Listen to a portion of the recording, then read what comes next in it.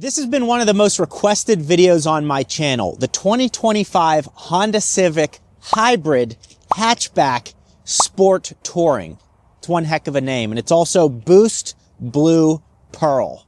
And then over here, we have the Tesla Model 3. In this video, I'm going to show you the differences between them. I'm going to show you how similar they are. I'm also going to show you the cost per mile of these vehicles, because if you're looking at both of them, you're probably wanting a car that's extremely efficient, and knowing the difference in cost per mile is going to be important to you. So I'm currently in the middle of a road trip right now that we're doing to test that side by side. Now, the Tesla Model 3 starts at $42,490, and we need to see if it's worth the premium over the Honda Civic. This Civic costs about $34,500, but the Civic Hybrid starts at $28,000 for the sedan and $30,000 for the hatchback. You get 50 miles per gallon in the city and 45 miles per gallon on the highway. But again, we are going to be testing this today and give you the results on a 100+ mile road trip. We will compare technology, self-driving capability, storage, performance, and comfort, as well as cabin noise. And this should be very helpful in your shopping experience. The front of the Civic is money. This thing is really good looking. The color certainly helps if you're into blue cars, which I am. I love the redesign that they've done on the front bumper here. It's very similar to the Type R. You have these little inlets here, some inlets down here for extra cooling. It actually looks like a sporty vehicle. This is also the Sport Touring model, so these wheels are specific to that, and they have the shark gray matte inserts here with the brushed aluminum on the outside. So it's actually a very good looking wheel. You have the dark mirror caps here. You have the dark window trim. So it's very sporty down the side of the vehicle. Now, that is my comfortable seating position. I'm 5'12". So if I sit in the back here, let's see what we got. Very comfortable in the back seat. This thing's $34,000. So that's a good deal, but there's truly nothing back here. The seat you're sitting in is comfortable. There are no air vents in the rear of this thing. You do have the sunroof up front. You can fold these seats down, and it's a hatchback. But there's nothing back here. My grandparents' Sebring in the early 2000s, way more features in the back. If we come around to the rear, again, it's a hatch. It has the sloping back to it. You also have this plastic diffuser down here. If we open the hatchback, oh, look at this. Windshield wiper on the hatch. That's kind of rare. Kind of a rare feature. Oh, and the little sprayer right there. Dang, what's this, a Bentley? So you have this cover right here. So that's a nice feature. Very open. I mean, this trunk, look at this trunk. You just go like this. It's a nice open trunk. You can put stuff in here. All those Amazon returns that us husbands have to do nowadays, very easy ingress, egress. So a ton of space back there. Now, we just sat in the back of the Honda. What's the back of the Model 3 have? And again, the Model 3 is approximately an $8,000 to $10,000. Let's see, the sedan of the Civic, it's about a $10,000 upcharge to get into the Model 3. Now, the Tesla aficionados will say, but wait, there's a tax rebate. And I know, but it's not like a apples to apples $7,500 pulled off the top, and not everyone qualifies.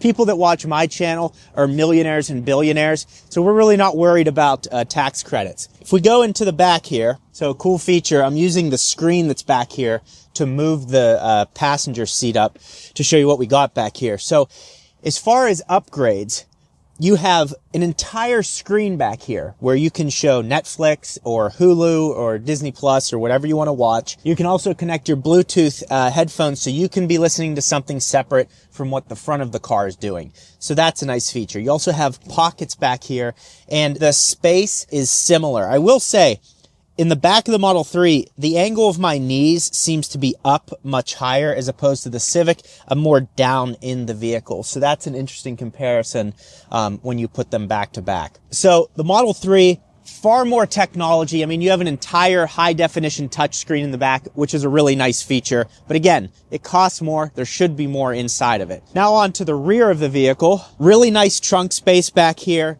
And then if we push this to the side, what I love is you have all of this storage space down here as well. So you can see you can keep it very clean. You have storage down here.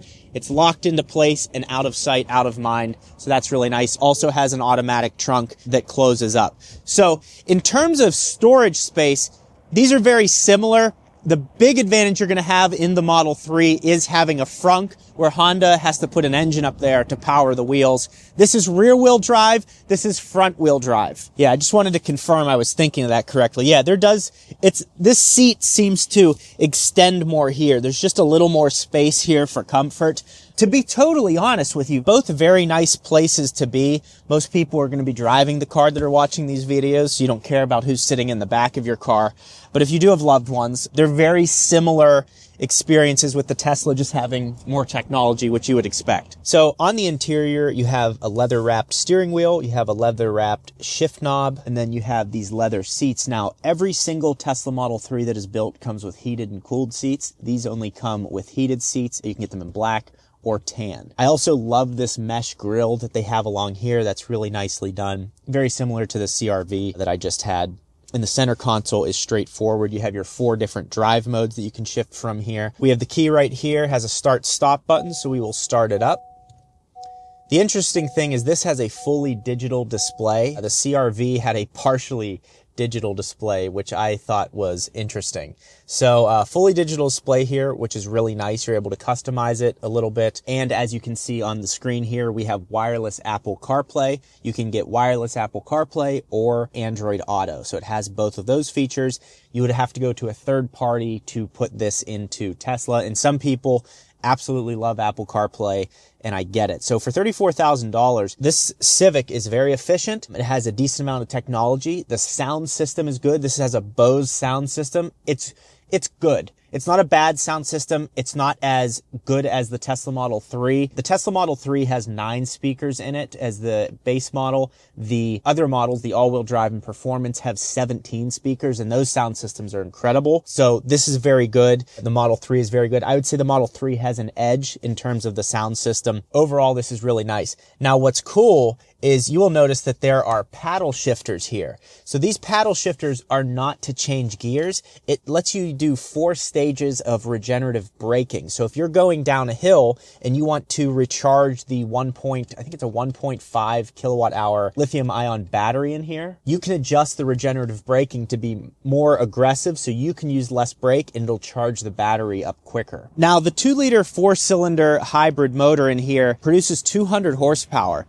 The crazy thing is the Civic Si produces 205 horsepower. So in my opinion, they need to bump the power up to at least 230 horsepower on the Civic Si to separate the two of them.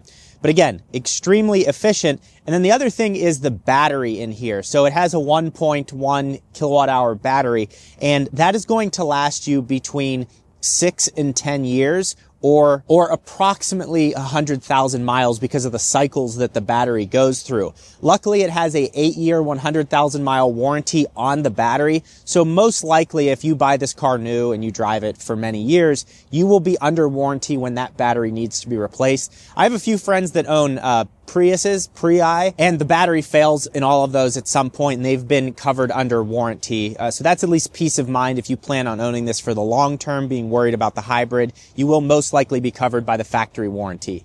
And even if you buy this secondhand, that factory warranty will still be in place. Just make sure you go to a Honda dealership and make sure it's all under your name and everything, and you'll be good to go. Now, what about the Model 3? There is no motor. It's only batteries in this thing. So this has a 8-year, 100,000 mile warranty on the battery pack. There's no oil changes. There's truly no maintenance. You change your air filters, which you can do at home, and you rotate the tires, and a lot of tire shops will rotate them for free. So the maintenance on this is minimal. 8-year, 100,000 mile warranty on the battery, and that is if it falls without of the range of the normal degradation. So if it falls below 70% of its original capacity, then you will be eligible for a battery pack replacement on a Tesla. And the warranty differs for each Tesla. So if you get an all-wheel drive or performance model, it's 8 years, 120,000 miles. And then if you get like a Cybertruck or a Model S, it's 8 years, 150,000 miles. But you can check all of that on their website. But that's a big thing that people worry about, and you have, in my opinion, very good coverage. Now, the other things that needs to be noted is the technology behind the Tesla. So you have the app, which works incredibly well. You tap it, everything immediately works. You can unlock, lock, cool your car down, charge it remotely. Everything can be done remotely, and it works extremely well. Now, the Honda does also have a remote start feature. I am not sure if there's an app that you can control the car with, but I'll have that at the bottom of the screen. Now, one of the things that Tesla is known for is having very quick cars. The 0 to 60 time on this Model 3 is 5.8 seconds. So let's go run a test and see what the 0 to 60 time is on the Honda Civic Hybrid Coupe Boost Blue. All right, 0 to 60. We are reset. We're in sport mode. Here we go.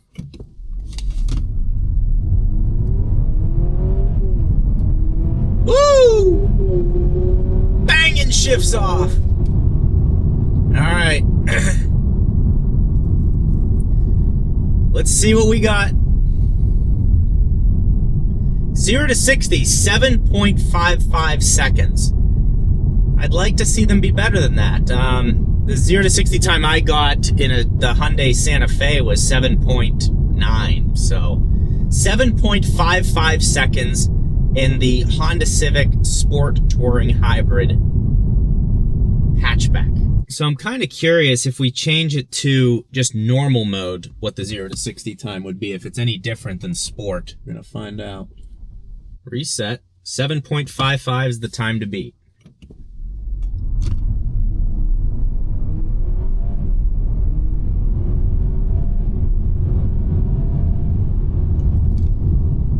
All right, 7.72 seconds in normal mode. So yeah, sport mode in this test that I just did saves 0.2 seconds. 7.55 verified in sport, 7.72 in normal.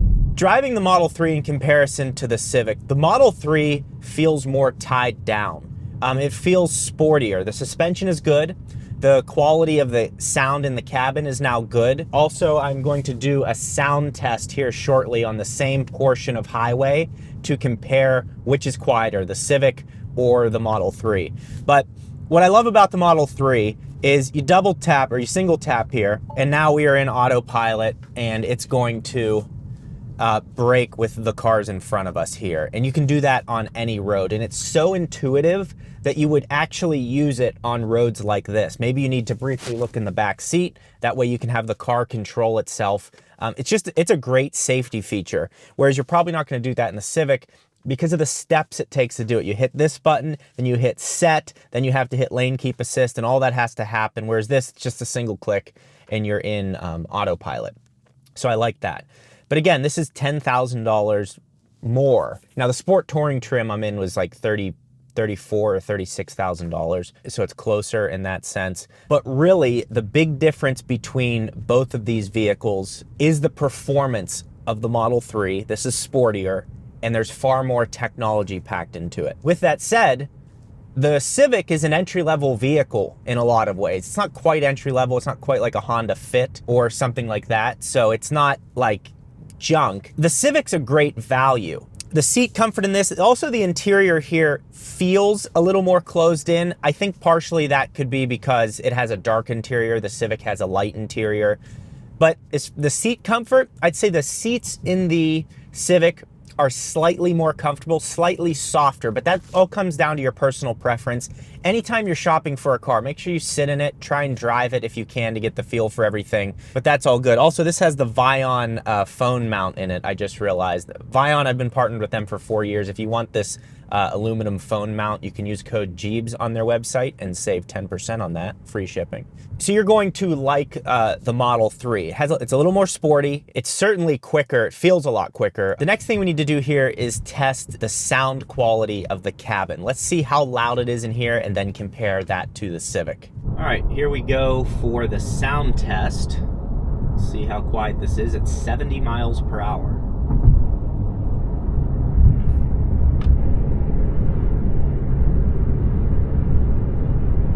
All right, so we're looking at 52 to 53 or 54 decibels for the sound test in the Model 3. So that gives us a good idea of what we're looking at there. So 52 to 54 is the range that I saw. No louder than that.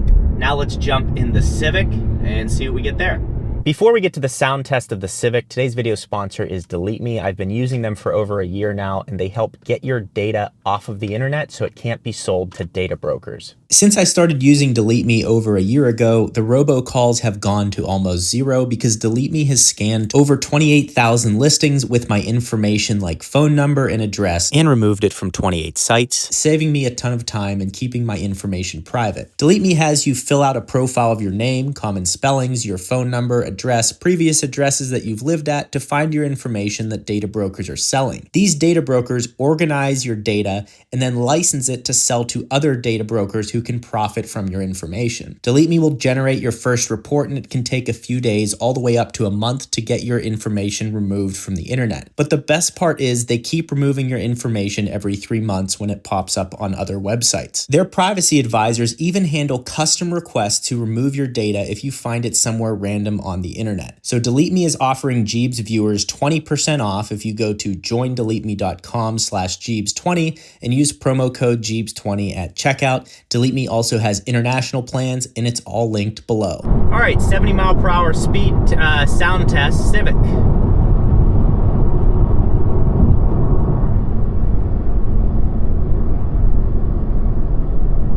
So we're looking in that 56 to 57 range, whereas with the Model 3, it was 52 to 54. I've seen a comment before about this. It says that decibels are logarithmic.